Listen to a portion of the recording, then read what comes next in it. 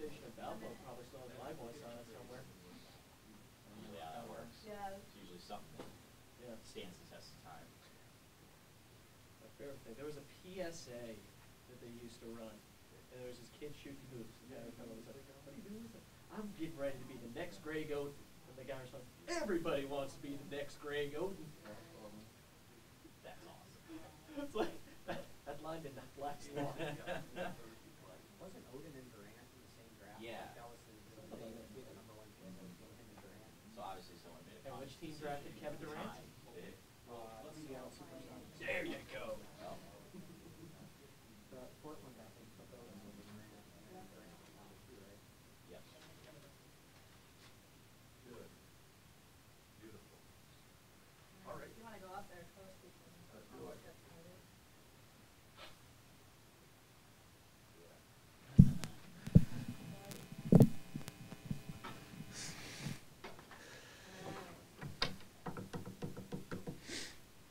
Do you want to do your official announcement?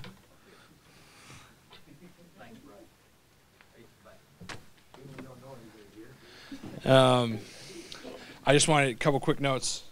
So all conference did come out at 10. If you guys haven't seen it, I've got it here. We had 5 first-teamers, 2 second-teamers, and 3 honorable mention. But I'll go ahead and introduce Coach and let him get going. All right, go ahead.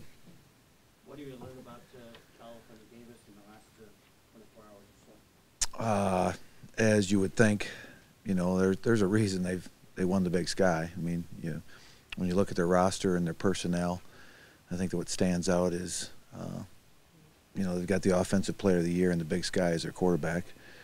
He's got some tremendous receivers to throw to, very good tight end as well. And as you look at him, you can see where Coach Hawkins has the offense set up, and it's a great scheme and very effective, and really put a lot of points on the board. Defensively, very skilled in the secondary, and at linebacker, it appears they can really run. So, when you look at it, you just know Big Sky's always been strong, and they have both dimensions, and then they have a great punter as well. So they've got all phases of the game, and now you can see why they won the Big Sky. Are they a typical Big Sky team? Well, I guess they seem like a Big Sky team that I've seen before, with the spread offense and the aggressive defense, and they look very energetic, and when you say that, that's what I view as Big Sky football is really with a great quarterback and receivers and spread the field. Would you consider them almost like I don't want to say a clone of Eastern Washington, but very similar to Eastern Washington? No, I'd probably maybe from our standpoint here, because we've seen Eastern Washington before, but I don't see them that way. I see them more in the Montana version, I guess. I'm just more familiar with Montana probably than with Eastern Washington. What do you know about the environment you're going to be playing in? Not much. Really don't know anything about it. I've never been there. Just kind of seen it in video, and right now watching the video of it, and it looks like a very nice stadium, and looks like a great place to play. And we've got a couple coaches that were at the university before, and they tell me how nice it is there in the surrounding area and the community. So they're very positive about all the things that they experienced while they were at UC Davis. So I expect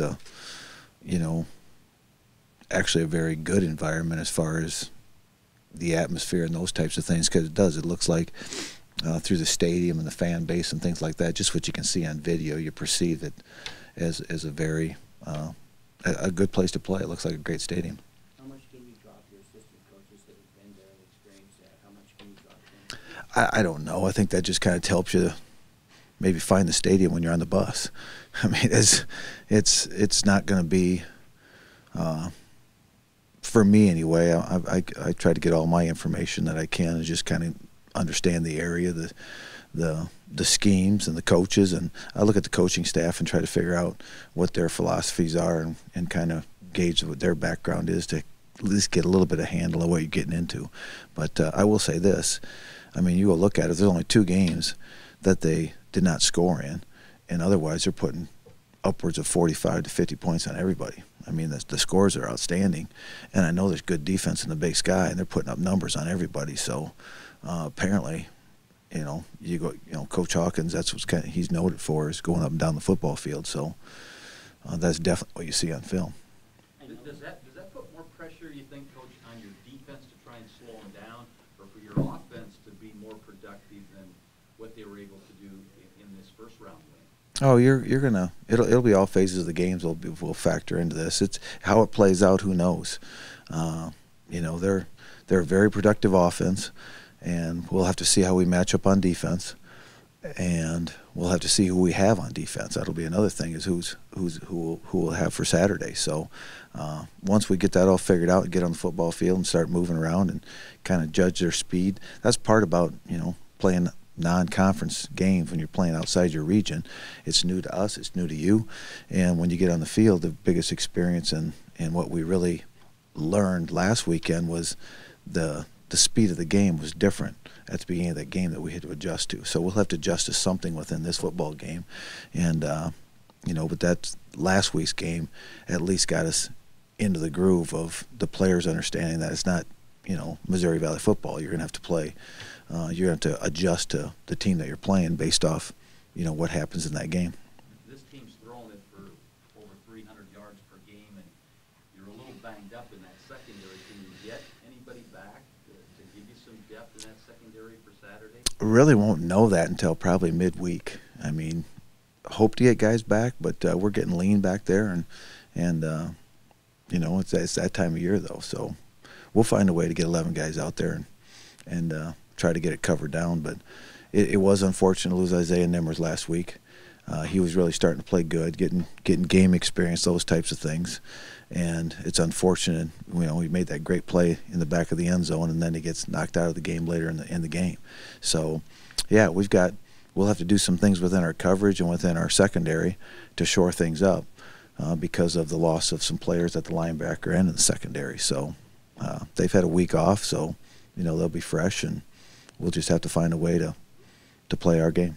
I know it's been since 2010 since Coach Hawkins has been at Colorado, but can you go back that far and look at, film and learn tendencies and things like that? Yeah, I can go.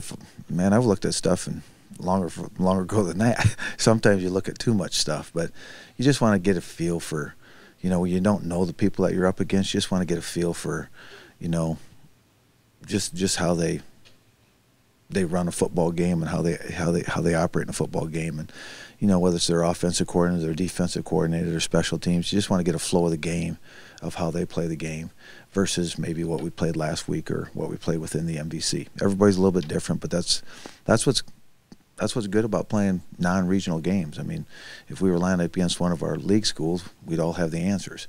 But when you line up against somebody outside your region, you're all trying to just figure out what their personnel is, and you see it on film, but you still have to measure it against what your matchup's going to be. Of the injuries that you do have right now, Coach, would you consider Blake Thomas and Xavier Williams maybe at the front of that questionable list for most likely to return at this point, of those guys that are on that questionable part of it? Yeah, I think Blake will play. I don't doubt much in him that he'll play. Xavier, that's one that's in question. That'll probably be in question till game time, I'm guessing. So, we were fortunate to get Briley back last week. We'll see how he came out of that game, because sometimes these injuries flare up after you play a game. And so we'll have to see how Trevor comes back, how Briley comes back, see if we can get Xavier back. But I do believe what I know about Blake. I saw him on Sunday, and it appears that he'll play this week. So, we do have to get things balanced out, because even Flater played in the second half of that last game because of the ejection of the targeting the previous week. So just as many concerns are in the secondary, we have those concerns in the linebacker core. It was encouraging that Xavier went through pregame and ran around at least. Maybe not ready to go, but he was, at least you could see him run a little bit. Yeah, did he run good? You're the only one that saw him. So no, in all sincerity, I'm guessing Wednesday, Thursday on him. Even if he can run good today or tomorrow, I would expect him that there's, it's one thing to run straight ahead, change of direction, all those types of things. So hopefully we can get him closer than what he was last week. But, even Trevor going to this game, when I walked up to Trevor previous to this past football game, I really didn't think he was going to play based off how he warmed up. He didn't look good. And then he ran really good. So, who knows what comes out of these guys. And, adrenaline does a lot of things that medicine can't. And so we'll see where it lands. Was your experience Saturday that Coach McCann got that much better with his planning, adjusting, and play calling than he was just a week prior to that against Missouri State, given the circumstances he finds himself in right now? Yeah, well, like I said before, it's a team effort. There's a lot of guys up there working on it, and there's a lot of things going on in that headset during that football game. So there's probably more group involvement than maybe there was before, which enhances what they're doing, because you've got guys that are really sharp in the run game, guys that are really sharp in the pass game, and then guys that are trying to marry together. So they just did a good job of communicating amongst themselves, making the adjustments amongst themselves, whether it be Monday through Friday or those 3 hours on Saturday afternoon that things unfold. So they were better prepared and probably adjusted more quickly, and probably had, because of the experience of going through it one time, you learn so much. It's like going from your first game to your second game. There's a huge growth there. Now what they do between game 2 and game 3, we'll see what happens. But no, they really did a nice job of doing some things that they did in the previous week, particularly in the adjustment part of the game. So it's fair to say that Coach Bond won't be back this week? Or? No, unfortunately, his father passed away Saturday right after the game. So that's as far as I've talked to him, and just through communication that way. So. Is he going to have input when he has time, or? Pardon me? Coach Bond, or? No, we'll just keep doing what we're doing. We'll just keep doing what we're doing, and I'm not. To me, that's out of our jurisdiction. We're just going to do what we do, like we have the past few weeks, to get lined up and get our team ready to play. Game 13, Coach, and sorry, Game 13, just overall, you've got some injuries, but how do you feel about your team going into this second round game? Just kind of what's your overall feeling of this team going out to California and playing this Big Sky Champ? Oh, I feel just as I do any week we get lined up. They really played. The guys that were on the football field really did a nice job. I mean, we gave up 13 points to a team that was running up and down the field, a lot of people. And we just gave them all up in the first 2 series, first 3 plays of the game. But they settled in. They settled in. They adjusted, and then we made some plays. So special teams, I thought we did a good job on. And I thought offense really did a good job of, in that particular game and the matchups that we had, played the game they needed to win that particular game. So it's not about points, and it's not about what the offense, defense, or special teams does. Ultimately, it's that score, and the big part of the game, I believe, is unifying those 3 phases of the game so you're in position to win the game. And there's a lot of things that go on to do that. And number one, the players have to be productive that are on those teams, and that's where we're getting the right guys in the right place. And then we have to be productive as coaches to let them play to their strength. And that's why there's movement going on all the time, no matter if it's schematically on offense, defense, or special teams. So I'm pleased. I'm pleased with actually how the majority of the season has gone. We've played some really good football against some really good teams, and then it's our consistency is what kind of has beaten us up at times, and then that's going to get tested this weekend. Speaking of the consistency, you've been both into this, having a bye in the first round, not having a bye.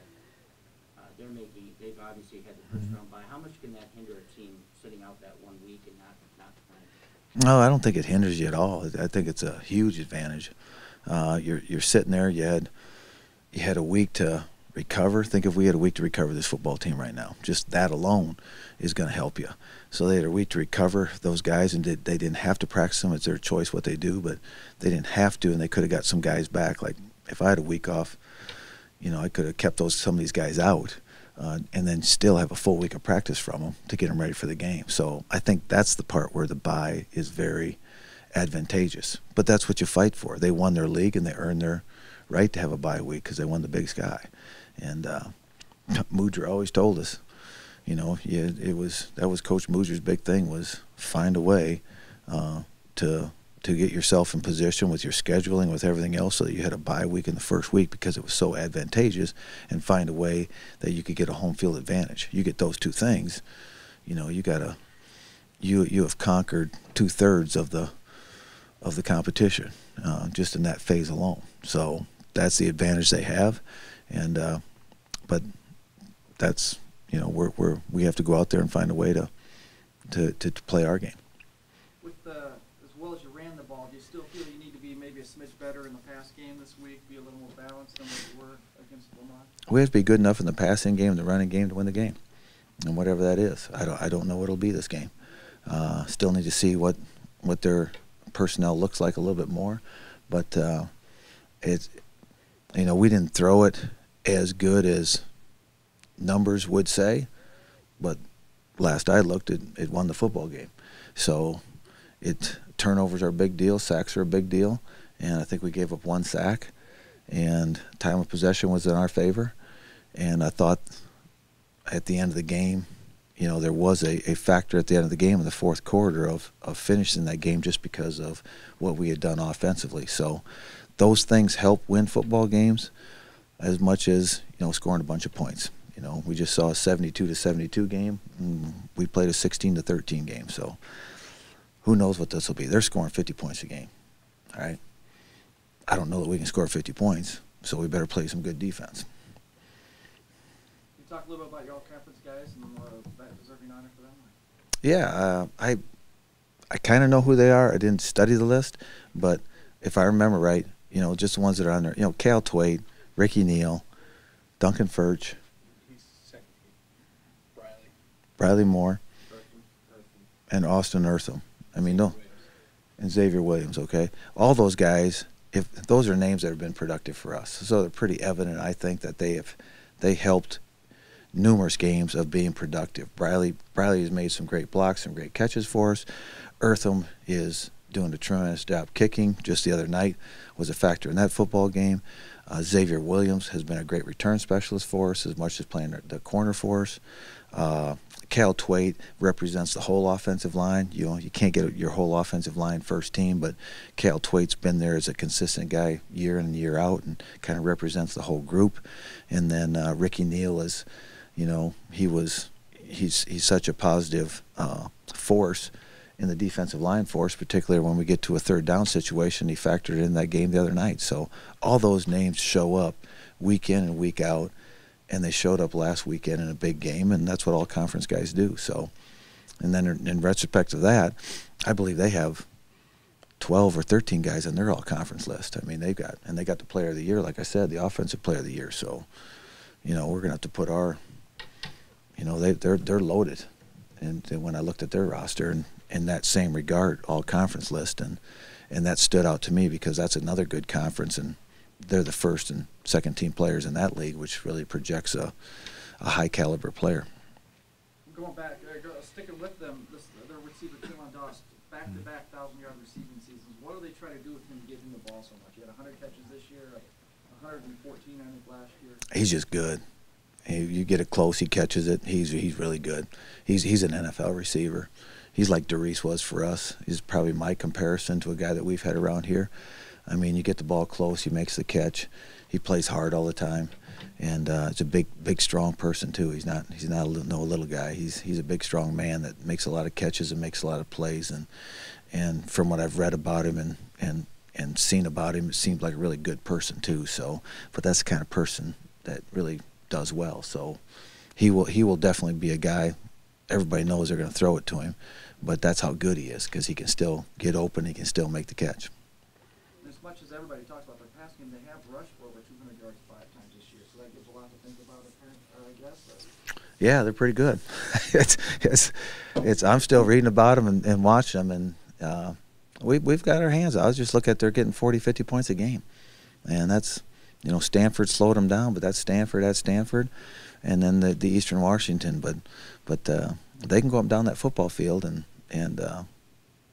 it has a lot to do with their quarterback. But I think the same thing they'd say is they're really, I'm sure they're moving fast too. They seem to get a lot of plays in the game too. We got a lot of work to do. Good thing it's Monday, but there's a lot of work to do.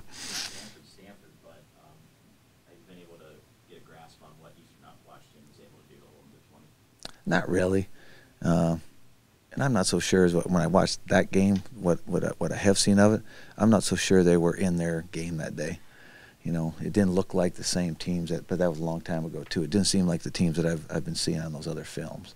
So, and we've been in that same situation. We look like one team one day, but another day you don't. So that's where that home field advantage and that week off and all those things will show up, because I'm sure, you know, they'll look like that the teams that's been scoring 40, 50 points when we step on the field. Even though Blake sounds like he could be back, do you try to find a way to get Bryce later on the field, given his production and his limited amount of snaps? Oh yeah, well, old Grundy center. Well, he, you know, he just does. He's just a good football player. He's playing really instinctive right now, and he didn't play until 2 weeks ago, and he got his opportunity because of another injury, and he really started first showing up on special teams. So he's worked his way into it. He's earned everything because of his production, not just because he got on the field. He got his first big hit on kickoff, and then he kind of progressed to, okay, let's try him on defense.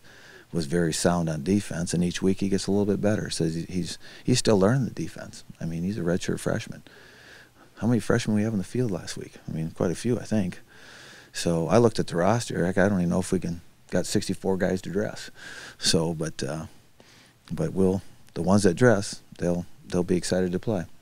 I think you touched on this a little bit earlier, but just it seems like in recent years in the playoffs, we've been eliminated by a fellow Valley Conference team. Mhm.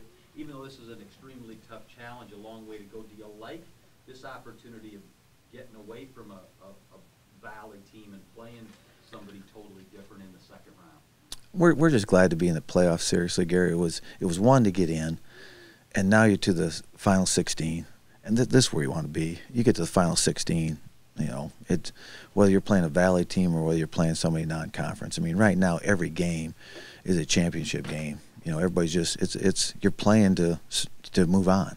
So, yeah, it really didn't matter if it was going to be a league game or a non-league game. It still goes back to matchups and how our personnel will match up to whoever is we're playing. And if we've got the right corner or the right offensive lineman or the right running back to match up against their linebacker, to match up against their receiver, that's what this is going to come down to. And then is our scheme, does it match up with their scheme? And sometimes that doesn't happen. Sometimes you get these offenses or defenses, we've played them before, that you just didn't match up well that day, and then you got to find a way to get through that game. So we've played it enough that we understand that, but you know, this is the first one, because it's the first one for a lot of our players. This is their first playoff game too. One other thing on the all-conference, I got to believe you were pleased to see your seniors, Marcus Weinmiller and Elias Nissen, get honorable mention, Yes. because those two guys have had a great career for you. Well, here's what Marcus Weinmiller and Elias Nissen are, is those are two seniors that have, and I don't want to say quietly because I don't know that they've done this quietly, everybody knows them around here, but they have consistently played in every football game and consistently have done an outstanding job from the day they walked in our door till today. Is Marcus runs the same way. We all know what he'll look like on first down. We all know what he'll look like on fourth down. And then Elias Nissen, the same thing in regard to him. He's going to be that he's always going to be where he's supposed to be. He's great for the team. They're both student athletes, and they're both UNI football players. Those are two guys you'd put on the poster of UNI football, because those are two guys you want a UNI football player to emulate and people to view as, okay, that's what that program's about, and those two guys represent that. Jackson Scott Brown also was honorable mention, just to mention, but I thought those seniors should be mentioned too. No, I'm glad you did, because it's a great senior class. I mean, this was the senior class that did the playground thing, you know, off the field. We all see what they do on the field. It's the things that I see that they do off the field, and there's no worries in our offices of what's going on, you know, throughout the week and stuff, because it's such a good group of positive seniors that it bleeds into the other ones on the team. So, and then Jackson Scott Brown, you know, he lives with Cal Twait and that crew, so you know, he's playing super. It was just nice to see Cal go through the season and make it through without the injuries that he's had over all the years. And he and Jackson, it kind of came in together, and, you know, it's been a nice progression from where they came in and where they are today, but there's more football to play. So this ain't this. Yeah, we'll see what happens. Have you let your sister know that she's gonna have 85 extra dinner guests? I still got to call her. It's been a little busy. Anybody else? All right, thanks.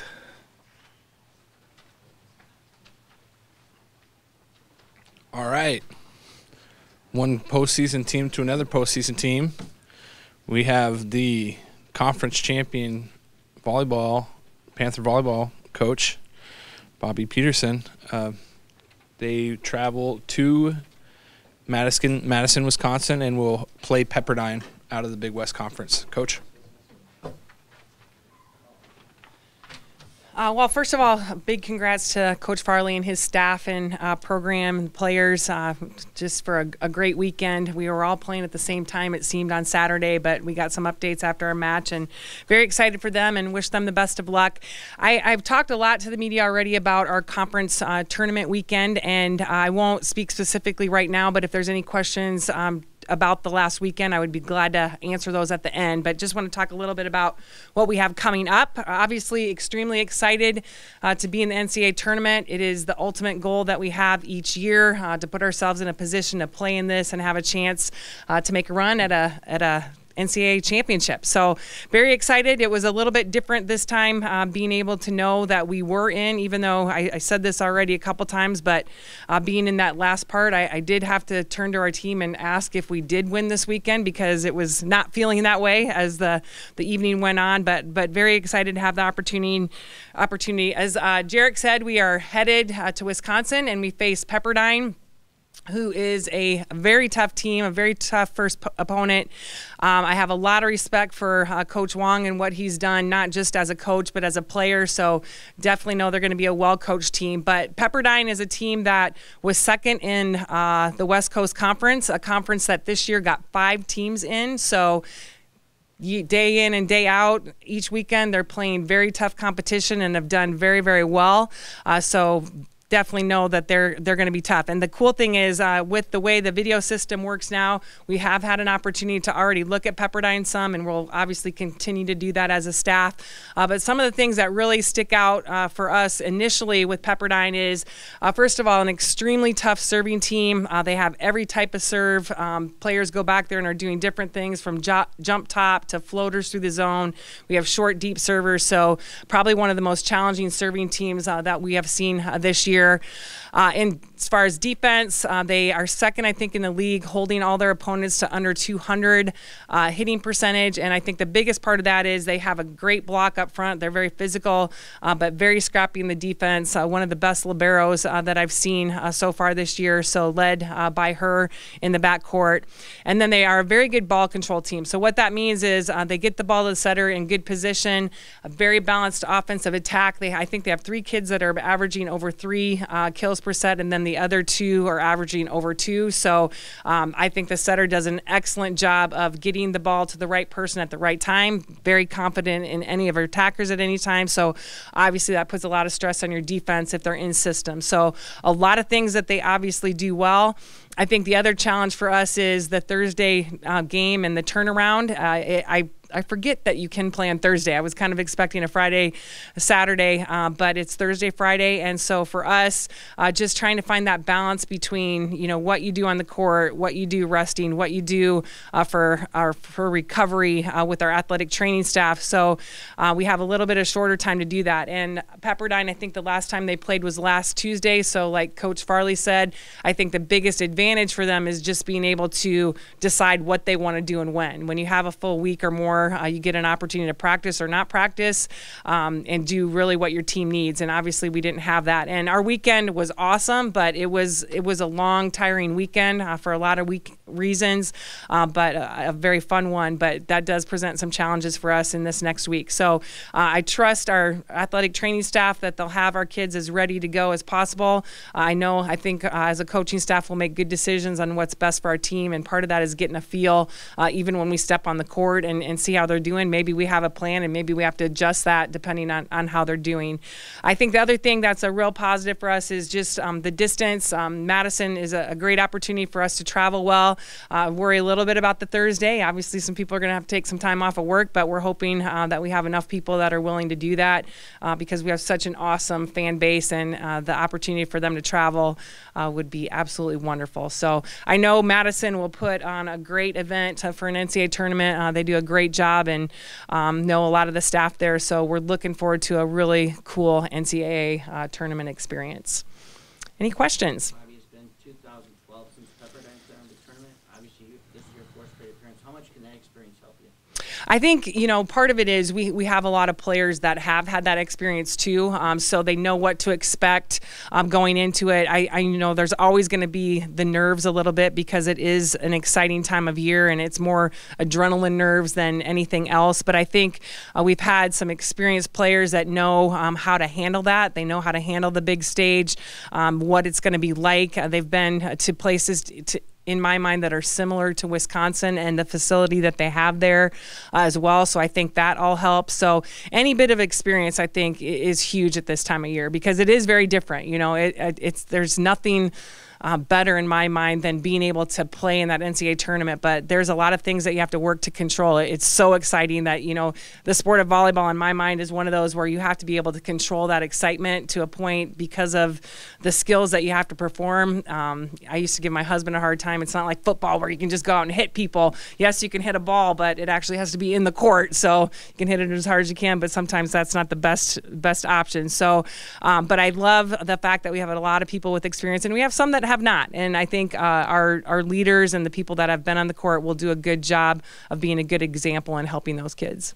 How exciting is it between NCAA and NIVC to have half the Missouri Valley Conference in postseason? It is really cool, and we felt that was a huge opportunity for our conference to have that. And I think the neat thing is that it is a choice with the NIVC right now, and the fact that those schools are supporting that and allowing those teams to participate in that just says a lot for our conference and the progress that we've made in the sport of volleyball within our conference. So I think any postseason experience is going to help those teams as they move on, and even with recruiting, but just to have that postseason, there's nothing like it. Even the NIVC is a great opportunity. So very excited. Obviously, way excited for Illinois State. We knew they were very deserving, but again, one of the last teams to get in. And when we were seeing some of the other teams that were getting in, we were a little bit nervous, but very excited for them and know they have the opportunity to do really well as well. How do you feel like you match up with Pepperdine? I don't know how much you'll be able to see them, but is it a good matchup, or is it a... Yeah, I think it's a little tough to tell that right now. I think there's some things that we do well that I think will help us. I think the biggest thing is some of the things on video are a little difficult to understand and to be able to tell, and serving to me is one of those. I think that to me is the biggest potential for challenge for us, is just because we don't see a lot of those types of servers.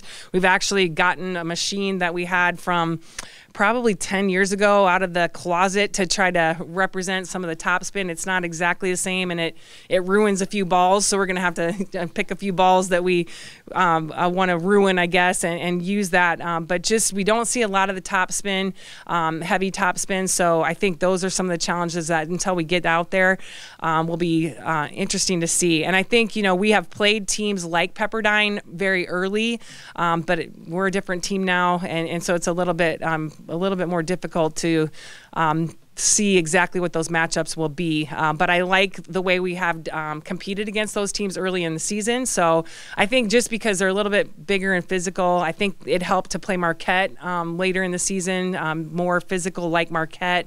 Probably better ball control than we've seen, but a lot of teams. So our serving game will be huge as well. And obviously they go against tough servers every day. So like I said, when they're in system, they're going to be very difficult. So our serve and pass game will be a big part of our ability to be successful this week. With it being a Thursday game, do you go in tomorrow? Or how soon do you try and get in there and get acclimated and ready? Yeah, we waited to find out what our practice time was on Wednesday because obviously it's only 3 hours. So if we practiced later, we probably wouldn't leave until Wednesday. But we do practice at noon on Wednesday, so we will be leaving later tomorrow night just because we get the opportunity to get there and not have to get up really early on Wednesday to travel and then get off the bus and practice. So that determined that because obviously 3 hours is not. We do a lot longer trips than that. Let's put it that way. But I do I'm kind of glad we practiced early because I would have rather left tomorrow and gotten there and get acclimated. Like you said, we won't be able to be in the gym any more than that hour and a half, but just to get there and get settled and be able to do some activities with our team that we think are really important in this process as well. How about that overall bracket you got placed in Madison? What do you think? It's a tough one, yeah. But at this time of year, they're all tough, and I think if you would be fortunate enough to move on and you have the chance to play either Green Bay or Wisconsin. I haven't seen Green Bay at all this year, but I've seen Wisconsin on TV a lot. And the Big Ten is obviously a powerhouse conference with the Pac-12 and the Big Ten. I think are the two strongest, obviously. And I've seen a lot of great matches that Wisconsin has played, and just another level as well. So definitely a tough bracket, but again, at this time, they're all tough. And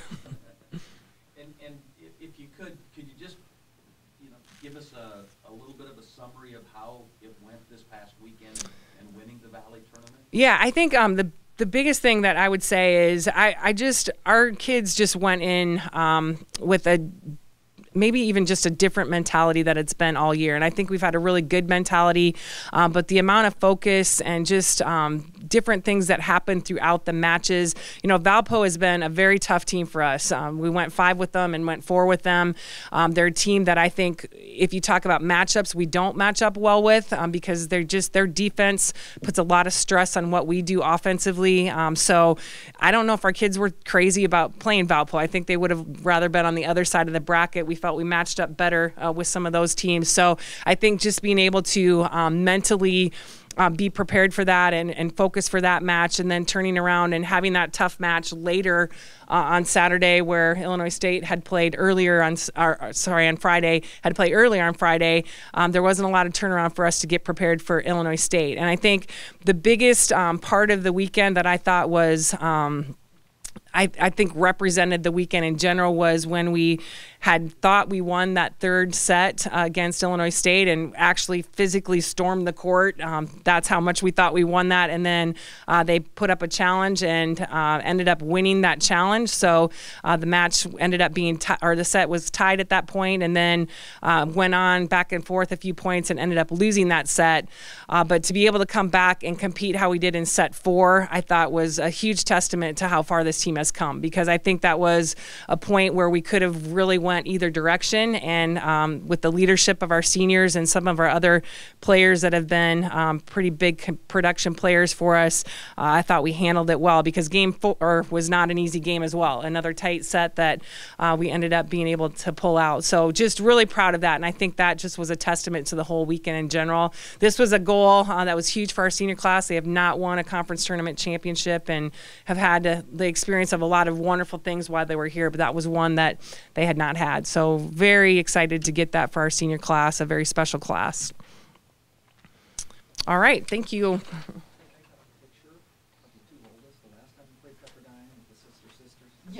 Yeah, the Tia and Tamara. Yeah, that's right. They went to Pepperdine. I pulled them right out of the.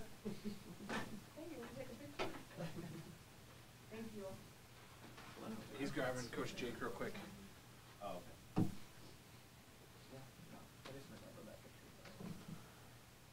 Didn't we just do like everything cool, like the mid-2000s? Price is Right. They still have the Price is Right. No, they volleyball team got on it. Didn't somebody get on with the Price is Right? Yeah, somebody was, Brittany on Baker. contestants row. Brittany Baker. Yeah, with a shirt that had CBS Can Bob Spike. And then he probably called him Northern Iowa University. Or the stage. And the Long Beach. If she'd have been $1, if she'd have done the $1 bid, she'd have got up on stage, but she went too high, it went the other way. There's got to be once in your life you say $1 Bob, a situation that matters. I want to say that so bad. I I would say that to Drew's face. I don't care if it's Drew Carey. I'd say $1 drop.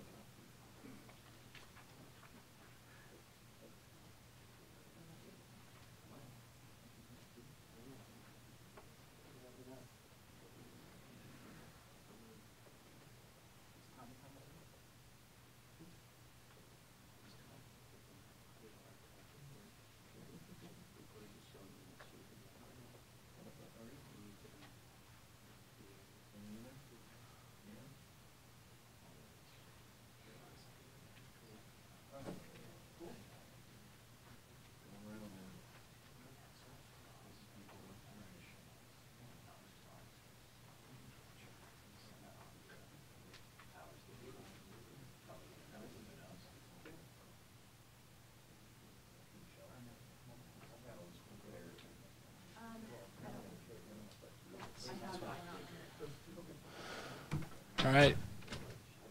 Coach Ben Jacobson, men's basketball we haven't seen men's basketball for Coach Jake for a few days, and they've been around. But coming off of a few games in the Virgin Islands, and then a trip to Virginia to place Old Dominion. But introduce Coach.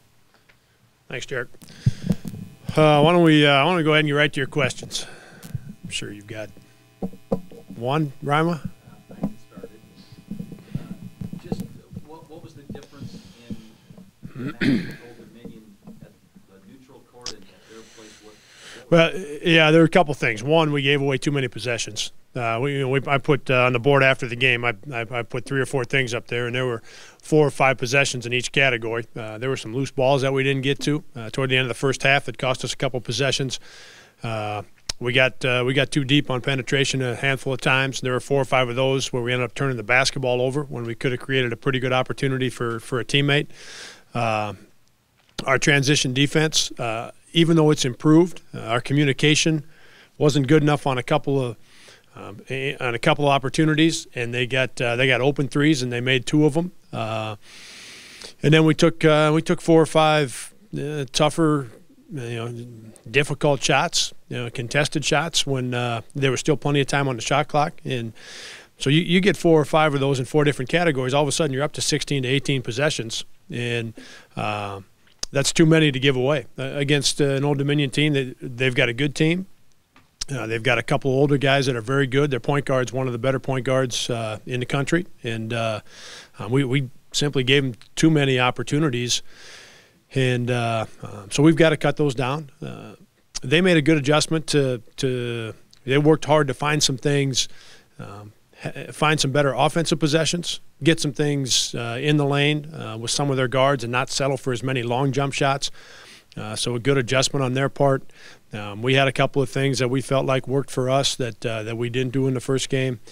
So when we went back and looked at it, Gary, it was and it felt that way right after the game. I was able to go up to the board and I put them on the board right after, and that's too many possessions, to give up. And so we've got to work hard to see if we can't cut that down from, 17 or 18. You cut that down, you cut it in half, and you give yourself another 8 or 9 possessions, and you take away. You take away a couple of scoring opportunities for them, and you put a couple on the board for yourself, and all of a sudden you've got a 7, 8, 9 point swing. And so not overly complicated. We did some good things on the trip. We did some good things in the second game against Old Dominion. I loved the way we started. We're up 14-7 after being there for 3 days, and as a coach you wonder how the guy's going to respond being on the road that long. We jump out 14-7. Trey did a terrific job of getting us started, and then we had a group that answered the bell when we were down when we got down 11-12 there at the 9-minute mark. We had a group on the floor that got us back to a 1 possession. So the guys prepared themselves well. We fought pretty hard. Simply made too many mistakes and gave away too many possessions. That's too hard against a good team at their place. How challenging is this upcoming week when you look at kind of the contrast in offenses that you're going to see with Merrill, a really proficient 3-point shooter, and then Dom, what he does inside for South Dakota State? Yeah, and in both cases, Utah State's got another perimeter player that can really shoot it. Between Merrill and the other guard, I believe they've made 28 of their 3-point shots, and that's a large percentage of the 3-point shots they've made to date. And then they've got a very good freshman inside, and they're bringing some guys off the bench at Utah State that are very good players. So Merrill is averaging 22 points a game. He's got 25 assists and 10 turnovers. He's a terrific player. But they've got some other guys in the starting lineup, and then they've got 3 or 4 guys coming off their bench that are do a great job in transition, a great job on the offensive glass. So they put a lot of pressure on you with the guys that they bring in off their bench. And South Dakota State has got a very experienced team. Dom is he's one of the top 15 players in the country. But they've got a guard named David Jenkins that is off to he had a big-time freshman year a year ago and is off to a terrific start again here as a sophomore. So Dom he's one of the best going in the entire country. But Jenkins has already proven himself to be very, very good. And the rest of their team at South Dakota State, the guys that are playing their minutes, are experienced players. And so we're going to see two very good teams this week. What would you say about Austin and Ty's health, and the pace in which you can put more on each one of their plays? Yeah, it's coming. It's been a little bit of a tricky deal. Each time you feel like you make a step or two forward, you slide back just a little bit, and that's to that's to no one's fault, of course. Both those guys are doing everything that they're able to do from an activity standpoint. Both those guys just want to help us continue to move forward, continue to get better, want to see what they can do to pitch in and help us have success. At the same time, as we've talked about, when you're out that long, boy, that's just a long time to be away. And Ty's, upwards of 5 months. Austin really didn't do anything for 6 weeks, as we've talked about, I know, a number of times. It's just, man, that's a long time to be out of action. And so they're doing all the stuff they can. They've had their moments on both sides of it. They've had some moments where they look like themselves of old, and then they stumble a little bit. But there's no way you can blame them. They've just been out for so long. So we just got to continue to work through that process. And those guys, they're doing everything they can. What are some of the areas that you're really focusing on with the team this week, and those two tough challenges, like you mentioned? What do you think will be some of the keys to find success, out there in Logan, and then the unique trip there in Minneapolis? Yeah, taking care of the things we have control over. We've done a good job in some areas of solidifying and building our foundation. We made some good improvements at the offensive end in terms of understanding how to play against teams when they're switching some things, how to play against teams when they want to stay when they want to chase us over the top with some handoffs. There's some things within that offense that the guys are doing a better job of. So we've got a better handle on and a better foundation when we're in the half court.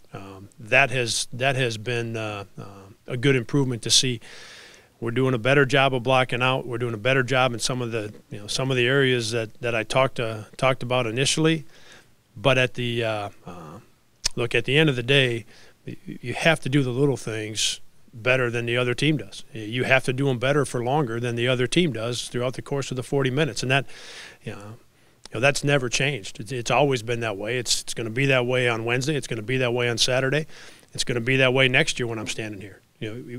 We have to have the ability as a group to do the little things better than the team we're playing against for longer than they do. And now specifically, the things that I touched on, our ability to take care of the basketball so that we don't give away possessions, understanding that when we do get into the paint, that's setting our feet and showing the basketball, showing a shot fake so we can get to the free throw line, or we can find a teammate and not taking a tough shot when we've still got plenty of time on the shot clock.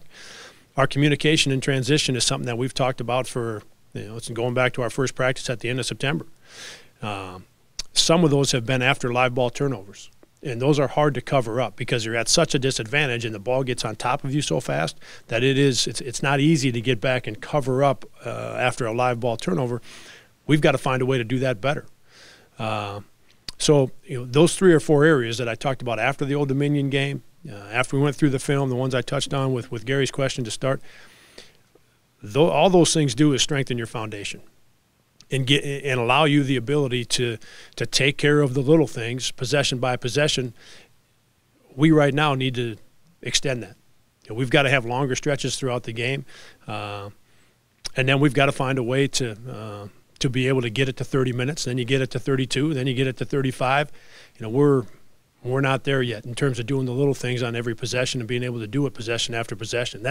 That'll be the most important thing this week, and that'll be the most important thing for our next step in terms of growth. We got a lot better from Texas Arlington to St. Thomas. We played much better basketball, and now we've got to solidify our foundation by doing the little things, and we've got to do them. We've got to do them every day. From a program standpoint, Ben, how exciting is it that they're involved in the U.S.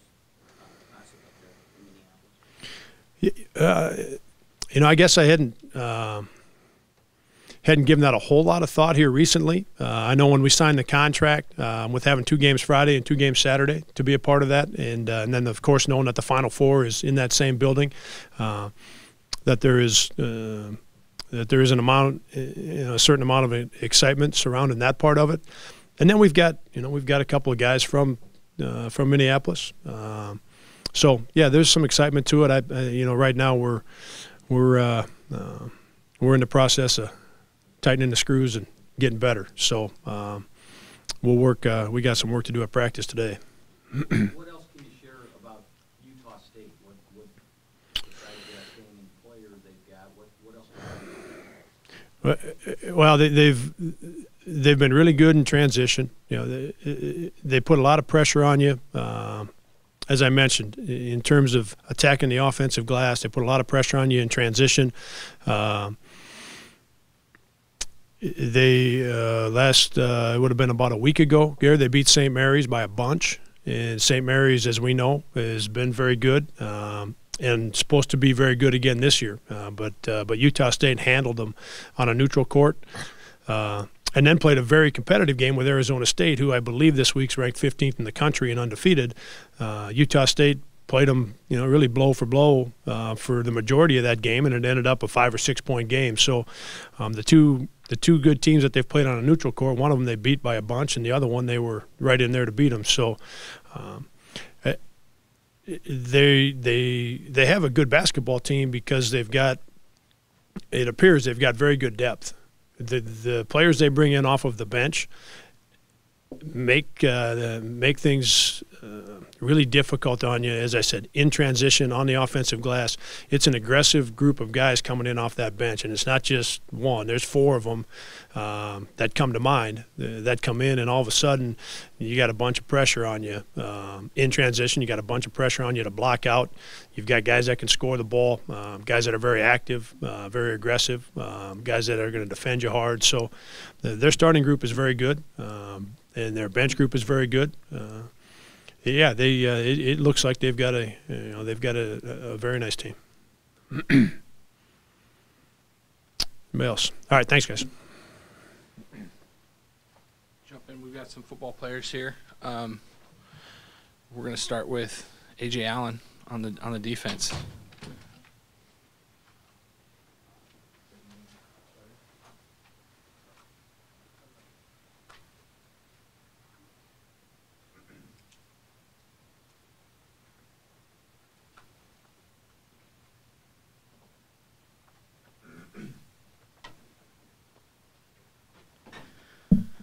How's everybody doing? Good. AJ, what do you think about how the defense performed against a team that obviously is out of region and then comes in and puts 13 on you real quick? How do you guys play? How do you guys respond?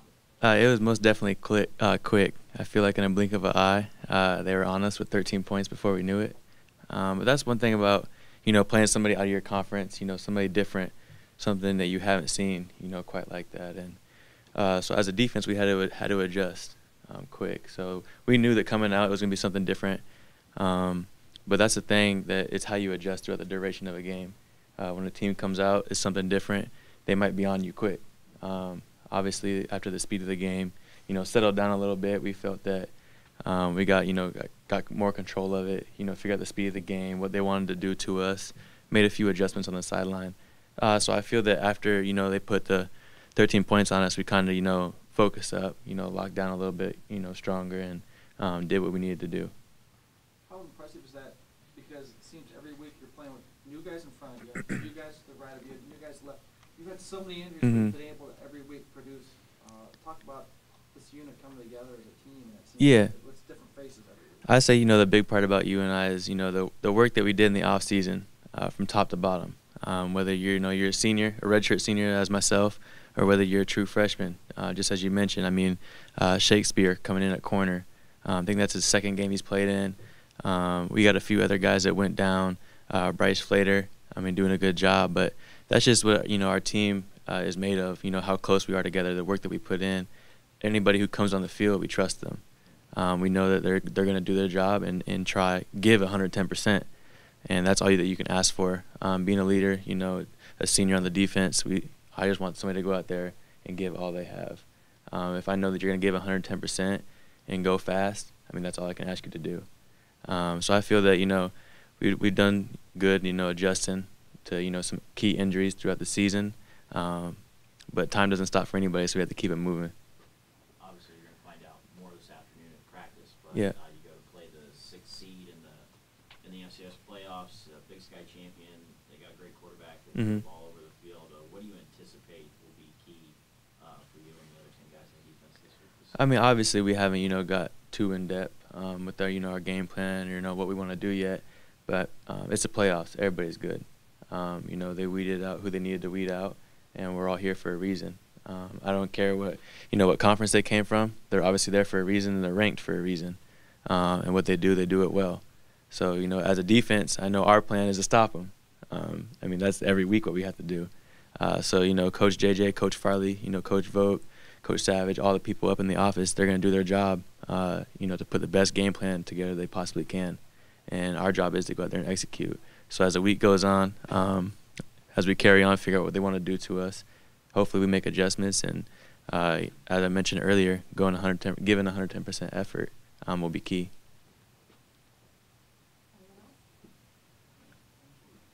There are two receivers, especially number 3, Keelan Doss. This guy's won over 1,000 yards receiving 2 years in a row. What's the key? Do you have to bracket him in? How do you stop a guy like this? Well, like I said, we're not sure yet what we want to do.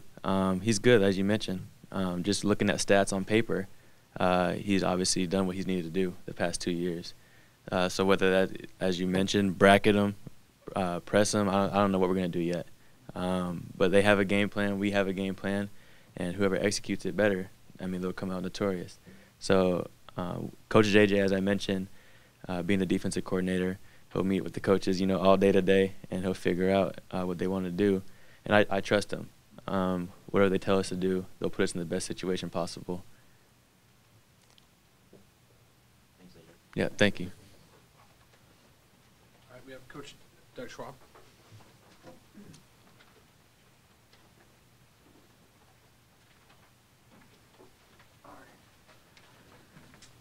All right, come off a week off. A few things. Obviously, congratulations to volleyball, winning both championships, going to the NCAA tournament again. If I'm not mistaken, I think they lost one of their starters even before the season started. Tells you they got not just incredible leadership, but also belief from the athletes, that you can plug in anybody and they still perform at a high level. That's the mark of a great program. So congrats to them. Looking for them to make a deep run into the playoffs. Football, obviously, winning a home game. Sometimes you got to grit them out, but it's just going to the next one. I'm sure those guys are going to look forward to the sunshine. They got some receiver they got to shut down. All right, well, the boys will find a way to shut them down and bring another victory home. So congrats to those two teams. Like I said, we had the week off, so watching, paying attention to that. So good week of competition for UNI athletics. So let's keep that thing rolling. And for us as a team, we obviously want to keep that rolling this weekend. Las Vegas. And I think Las Vegas, this is as deep as I think I've ever seen it. I was trying to think of a time when, last year was a really, really good tournament, and this year there's over 40 Division I teams, so that's over half the Division I field is there. And at every weight, I think there's at least 10 ranked guys out of the top 20, you know, kind of depending on the ranking services, but some are 10 to 12 to 14. So great opportunity for all of our guys to shrink their number. And some of the guys that aren't ranked, I mean, you go place in that tournament, you go win that tournament, you're going to be one of the top seeds or one of the top ranked guys in the country. Obviously taking one match at a time. We'll have a few guys back in the lineup, looking forward to that. And looking forward to our other guys, our redshirt freshmen will go wrestle over in Wisconsin at an open tournament, and then a few other guys will wrestle attached there. So we'll have a lot of guys in action this next weekend.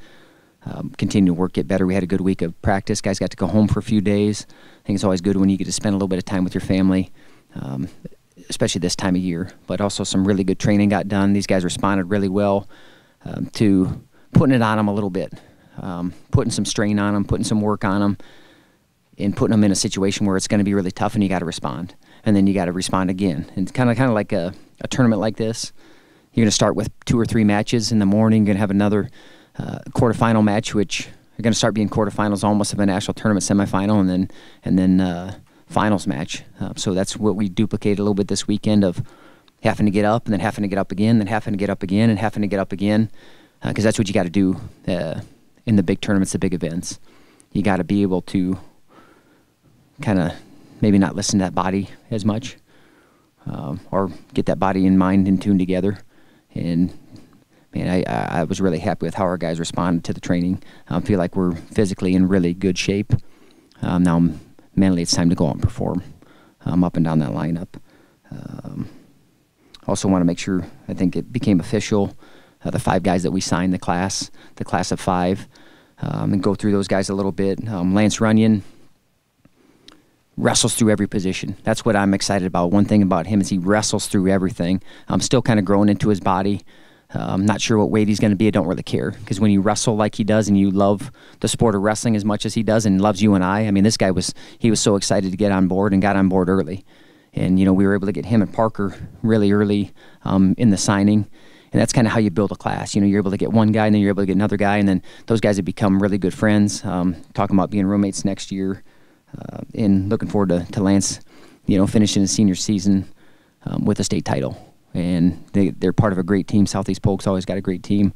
I know he's looking forward to continue to build that tradition on, and not just win an individual state title, but bring home a couple team titles for those guys. Him and then Parker.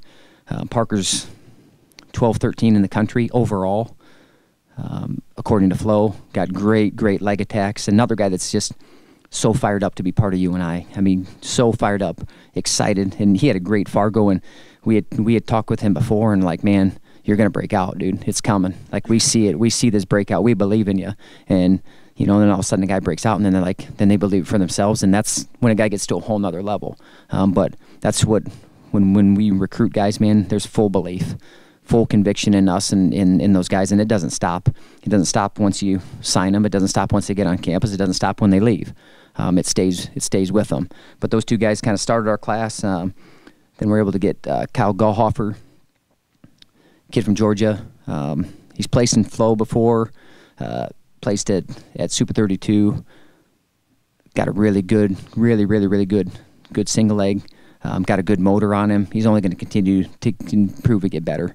I think he'll be 25. You know, sometimes you don't know. When we're looking at these guys, it's really hard to know exactly where they're going to land and where they're going to end up, because you don't know how a guy's going to mature. You kind of have an idea, but the good thing is the kind of guys that we're getting, the kind of men that we're getting that are going to add to our program. So if he's 25, 33, if he grows into bigger, so what? We have a quality guy that's going to add to our program. And another guy that's sent me a message the other day, man, just can't wait. You know, so thankful for this opportunity. Look forward to the opportunity. And it's like, man, you made that opportunity. We didn't give it to you. Like, you went and made that opportunity. So excited to have him on board. Dayton Porsche in small town, but Kansas, but just hard-nosed, gritty as you can get. I mean, gritty, tough. And he actually went to a college tournament, the Cowboy Open, and won a few matches, and was in a few other matches, but beating some college kids already, being a senior in high school. A kid that we're really excited about, just because he's a little bit, I I don't know, sometimes it's small town Kansas, sometimes, and he's got some really good wins. But sometimes when guys don't maybe go to Fargo, they don't do certain things, or they have a bad Fargo, or they have something and everyone kind of else writes them off, and we're like, man, we see the body of work, we see the progression and where guys are going, and I love how this guy competes and the kind of attitude that he has, and he's fired up to be part of our program too. And then the last piece, Caleb, and I still struggle with this last name, Holenzak. Once I figure out how to spell this thing, I'm going to be golden. It's not easy, but four-sport athlete, really, really good athlete. The kid could have went Ivy League school. That tells you where he's at academically. But he wants to be here, believes in this place. We believe in him. His best wrestling is absolutely in front of him. And he's going to make the other people around him better. And, he was in the state finals last year. Look forward to him, winning a state title this year. But excited about that class. I know it's maybe a little smaller class, but we had 9 last year. And the 9 that we had last year, man, they're increasing. They're increasing the competitiveness in the room. They're doing a great job, setting a great example, and really kind of the start off points. So the seniors, where the seniors leave it this year, that's where that next group starts it, not where it falls off at all. Like, we're just continuing to rise and kind of stair step on one another, and I think that's where these classes get competitive with each other in a way that's productive. Like, hey, we're not against each other. We're all on one team, but man, let's see who can outdo each other. It's just as far as how well we're going to go about things in and outside of the room. I'm so excited for that class. We may, we're going to continue to look. Recruiting's changed a little bit. You're recruiting juniors full-fledged right now. So hopefully we can get some guys locked down. I don't know if there'll be any more seniors or not. We're certainly looking. There's still some good kids out there, but they also got to be the right fit. And all 5 of those kids, they're going to add to our program. They're the right fit. They all want to be at UNI, and we're excited to have them here. So I guess any questions on this weekend on any of our signees? What 10 guys you taking? That's a good question. Barring anything happening this week, it'll be Schwarm, Skidlarzik, Elber, Thompson, Schoenfelter, Steyert, Lujan, Foster, Schiedenhelm, and Isley. So that's a salty 10 right there.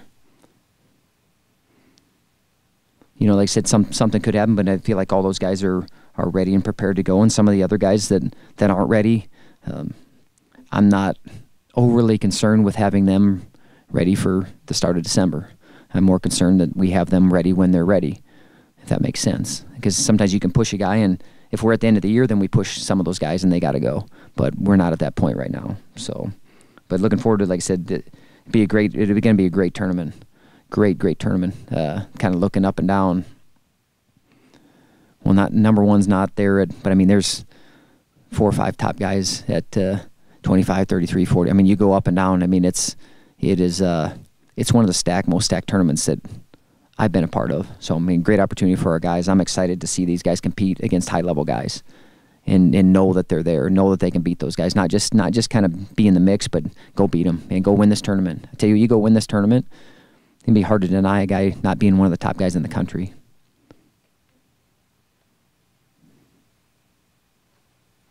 Anything else? No? Good. Thank you.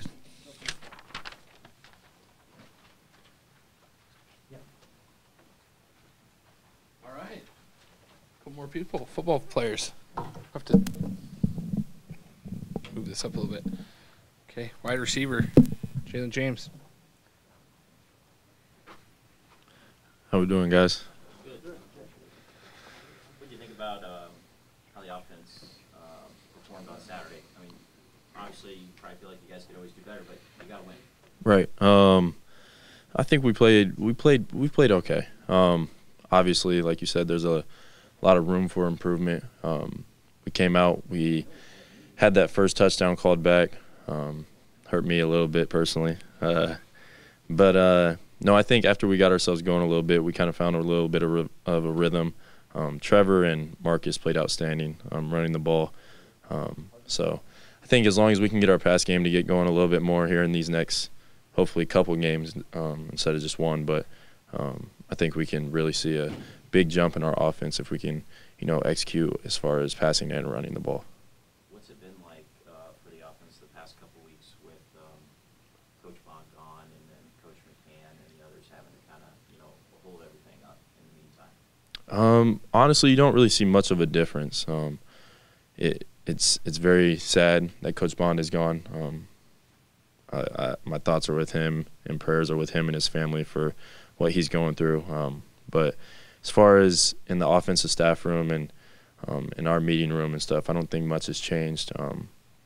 Coach Mack has actually done a really good job of making play calls and giving us the right game plan for every week and helping us be prepared mentally and physically for the game. So I think we're not taking a step back. We're continuing to take steps forward. So like I said, there really hasn't been much change.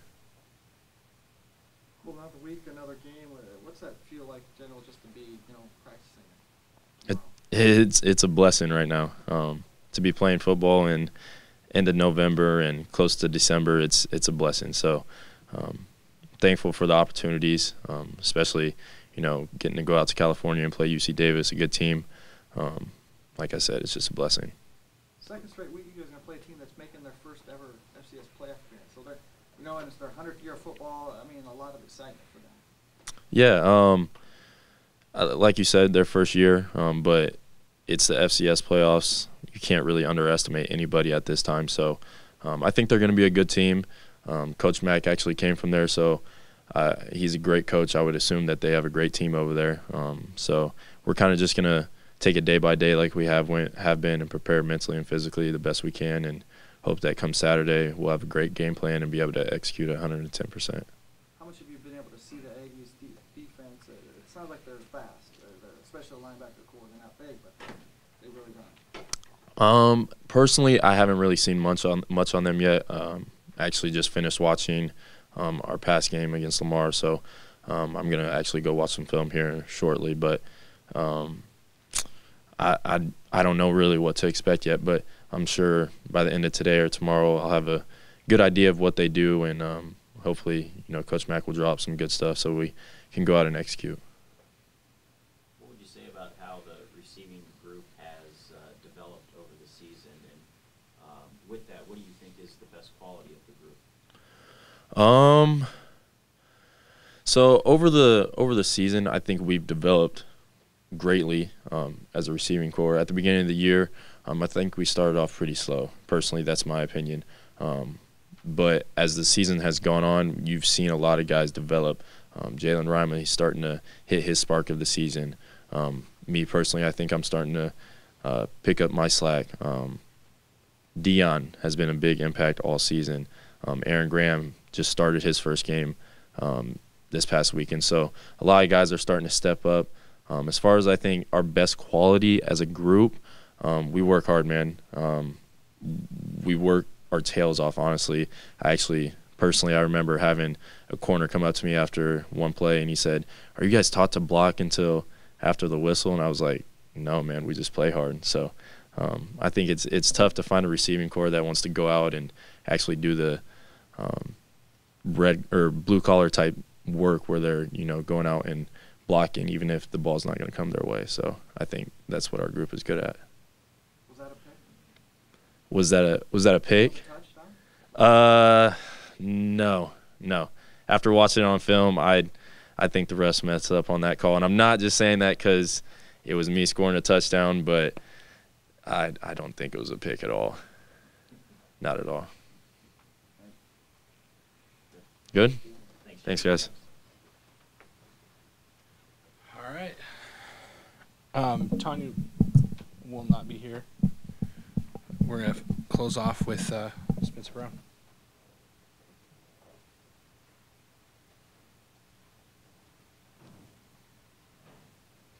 What's going on, guys? Well, you guys have really got the ground game going again, and it's probably something you guys want to do again this week against a team that has been susceptible to giving up some big rush yards. Just talk about how you felt you guys ran the ball on against Lamar. Yeah, we were pretty confident going into it, looking at their D-line matched up with our O-line. as they said all week, and we also agree that we're a lot bigger than them, size-wise, and physicality was in our favor as well. But going into the week, we knew we were going to pound the ball, and O-line, we showed up and just did our job and put our heads down and got the rock moving. And also Marcus and Trevor running extremely hard. I love watching Marcus and Trevor run down the field past us and just taking hits and spinning off and just keeping their feet moving. And then one particular play that I loved is actually two, is when Trevor got stacked up and we all ran and we were pushing the pile down about 5-8 more yards. And then the other one was Marcus on a third and 2 or 3rd and 1. And he got hit the line of scrimmage, dropped, and put his hand down and kept going. That just shows that we're gonna keep playing hard and do whatever it takes to win and keep this team rolling into the playoffs. Looked like your guys' ability to get that run game going made you some friends out there on Saturday. Yeah. How would you describe the on-field environment during that game? I loved it. I mean, that's one thing I love about football is not a lot of people are lucky to come out here every Saturday and just unleash your anger and what you got going on, and that's part of the game, and they know it too. And when you come to play in the playoffs, I mean, everybody's trying to win no matter what. Emotions get a little hot, and Coach Farley was yelling at me there a little bit. He's got so worked up, I don't know if he forgot my name, but he was just calling by my number, and I was pretending I couldn't hear him, but I definitely could hear him. He's like 5 yards onto the field, but I know when to turn it on and turn it off, play through the echo of the whistle, and that's what I've been taught from high school. So that's the mentality I play with, is just through the whistle.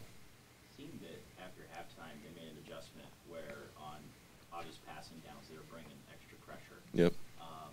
There were a couple times they got to Eli on that. Just what was it like working through that and going forward?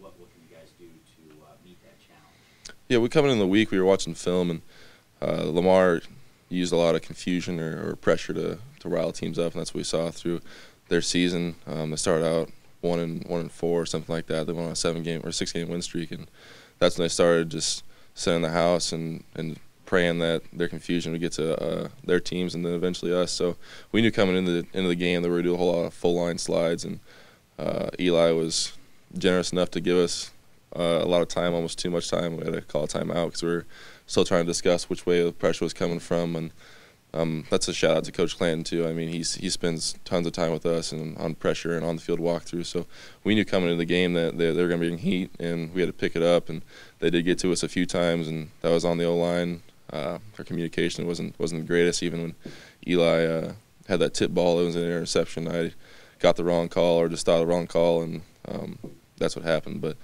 definitely glad we came out with a win. Bring a lot of pressure, but we were lucky enough to pick it up and keep playing.